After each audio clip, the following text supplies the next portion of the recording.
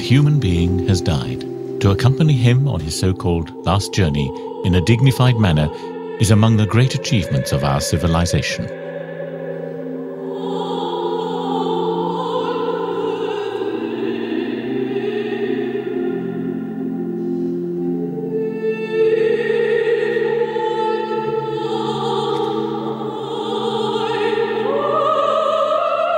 In funeral ceremonies, we try to provide an exalted setting. Relatives are to find consolation and the departed their final rest in cared-for places.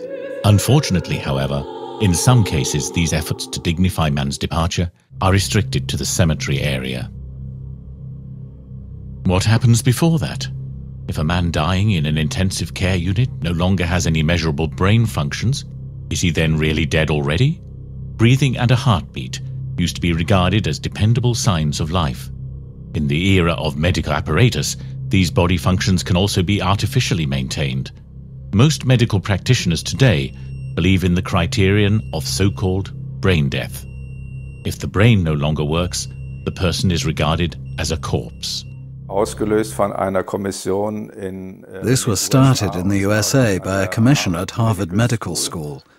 A commission consisting of medical and ethical experts who came together and simply decided from then on to call brain death the death of the human being.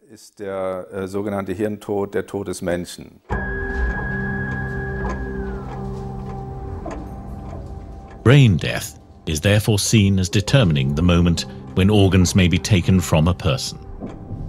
Without this brain death criterion, most transplants could not be carried out. This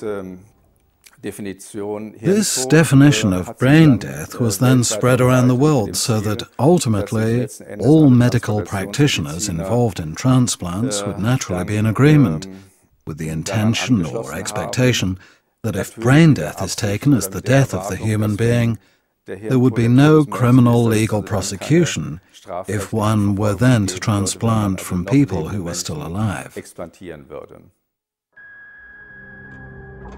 Extractions of organs are bloody and cease with death. But was the person involved even dead already before that? Opinions differ. Does the criterion of brain death primarily serve economic interests? This entire market of dialysis and organ transplants is a gigantic one, amounting to about 2 to 3 billion.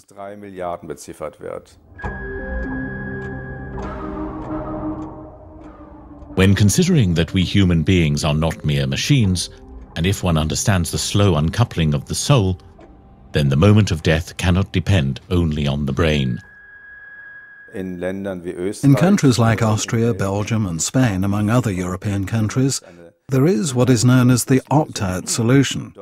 There, everybody is automatically an organ donor unless they carry a written refusal in their pocket.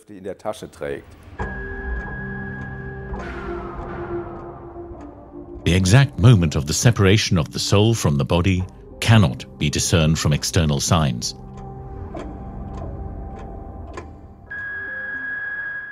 When you have an organ donor card in your hand and read it carefully, especially the small print at the back, you'll find it says that for organ extraction, the removal is from a dead person. And there you'll find the greatest falsehood, which is also misleading. Entnahme bei einem Toten handelt. Und das also ist in einem höchsten Maße falsch und auch irreführend. To use the dying as organ donors and then get rid of them is, from this point of view, unworthy of human beings. Was aber nicht geregelt ist, But what is not regulated is the fact that they are given narcotics and analgesics, respectively. This is usually left to the discretion of the individual anaesthetist, which seems reprehensible, because one cannot rule out the possibility that these patients, naturally, feel pain.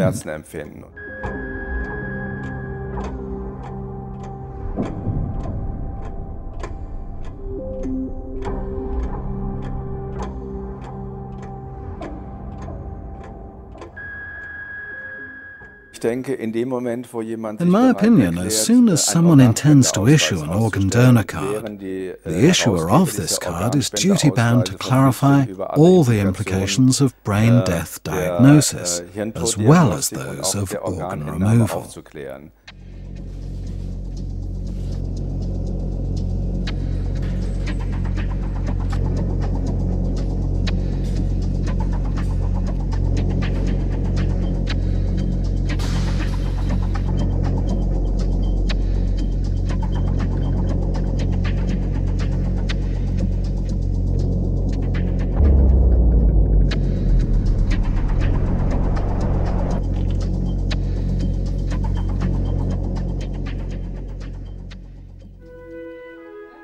When the hour of departure draws near for someone, we should accompany him in the best way possible throughout the various stages, by no longer regarding death as a taboo which is remote from life, by patiently staying with the dying and making his last hours on earth pleasant for him, and by accompanying him, when the moment comes, with our good thoughts into that next stage of existence which lies beyond the threshold.